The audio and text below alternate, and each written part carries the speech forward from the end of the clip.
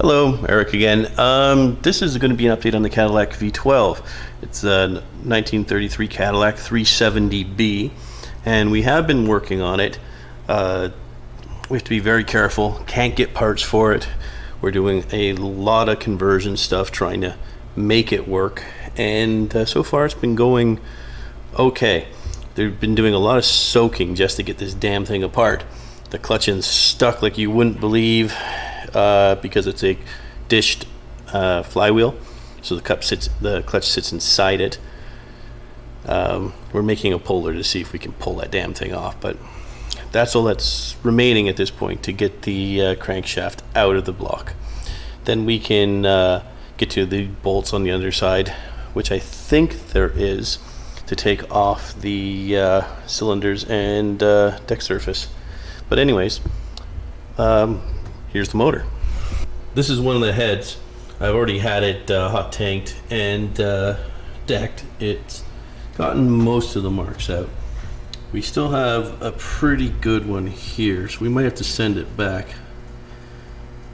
I'm not so sure at this point. It's been pretty well oiled at this point, just to keep it from rusting. But as you can see, little tiny valves deep in that cylinder. So you're not building any real compression on this. They were like 6-to-1 from the factory. The seats actually aren't bad on it. They will come up with a quick grind, I'm sure, which just blew my mind looking at the thing. Another thing that's interesting is these are pushrod tubes where those great big push rods run through. And every single one of them, as you can see, did not survive the hot tank due to rot. They're all swedged in there, so we gotta figure out how to get them out, and then how to basically replace them. We're probably just gonna use cut them in half and try to punch from the middle. But the entire thing came out quite good. I don't like the hot tank stuff. If I can avoid it, just put it through a jet wash instead, because it's a little bit easier on the parts, especially old stuff like this. And you can already see it's starting to flash rust. So WD-40 Dealer Rescue, just to keep it from rusting more. But anyways, that's basically where the head is at this point. I got this back a few days ago and haven't really done anything on it. The other thing that we've been doing, as you can see the motors right there, is these are off of the heads. We've been calling these the angry monkeys, but what they are is they are the stands for the rocker hold downs. And these in them, I don't know if you can really see them, are valve silencers. What they do is they seem to push on a cam that is on the bottom of the rocker to basically take up all the slack.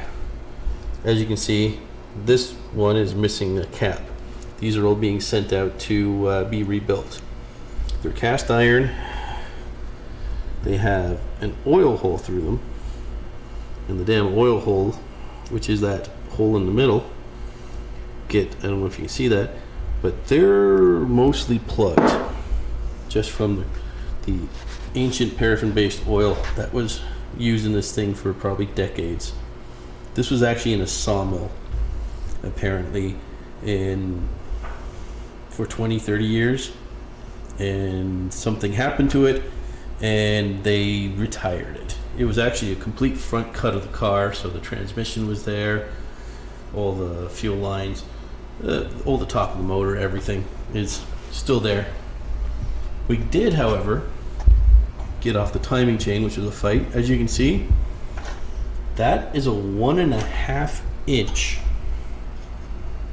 timing chain. They did not want this thing to skip time. You can see the gears on this thing. The big one's the cam gear, the medium one is the crank gear, and this is an idler that is meant to basically take up the slack in it.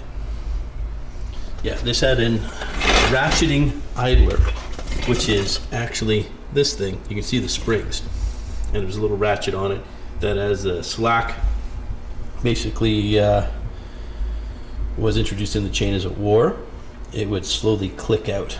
It was at the very end of its adjustment, so that's about it. This right here was the distributor. When I got it, it was already broken off from there. I'm going to have to drive it up from the bottom. This drives the camshaft. I have to be able to turn the camshaft to get it out, because these bolts up here, you need to line up that cutout, because there's another one on the bottom to be able to get it apart. Camshaft is stuck, probably because the lifters are stuck. So we're going to have to pull this thing apart more. This is the crankshaft.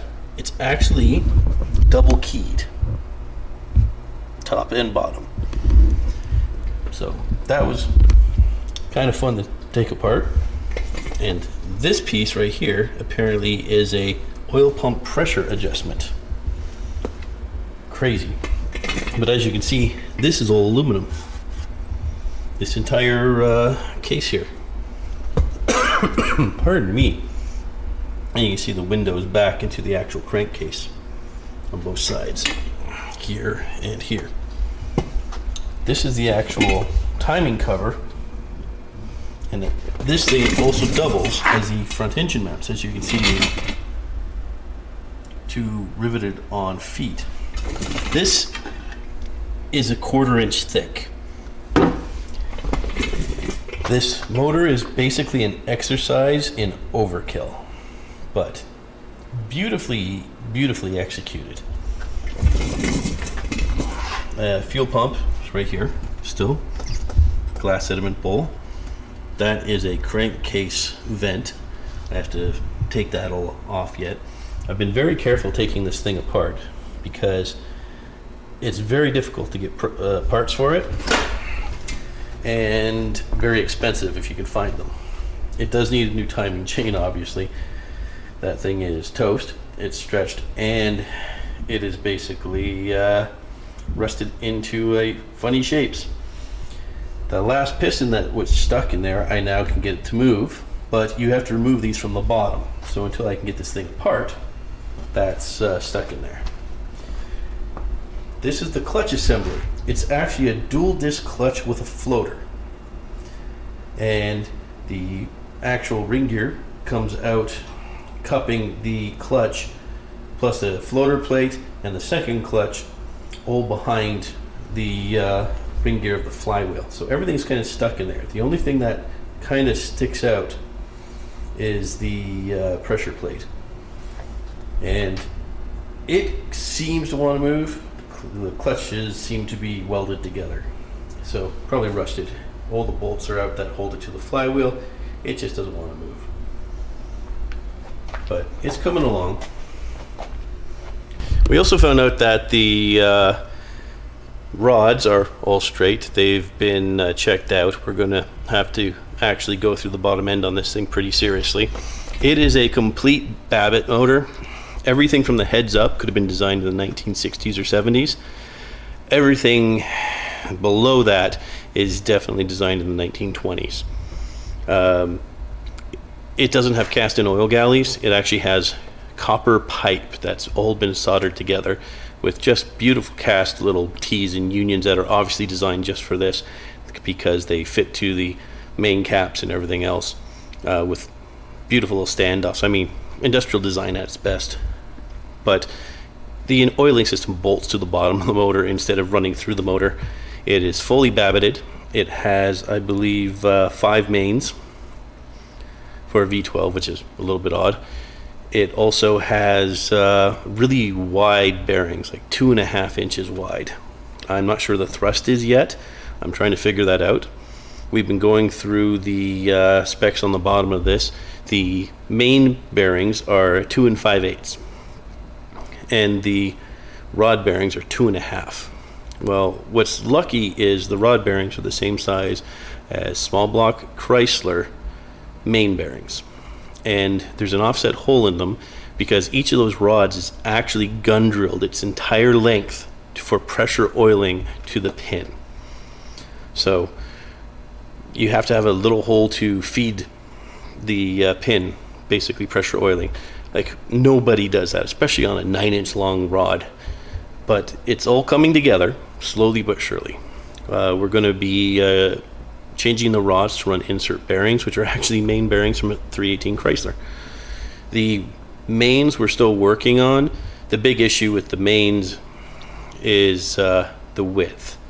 You can go a certain amount narrower, which doesn't affect anything as long as you have bearing tangs and the fact that the bearing crush is correct. What happens is you lose some load bearing capacity.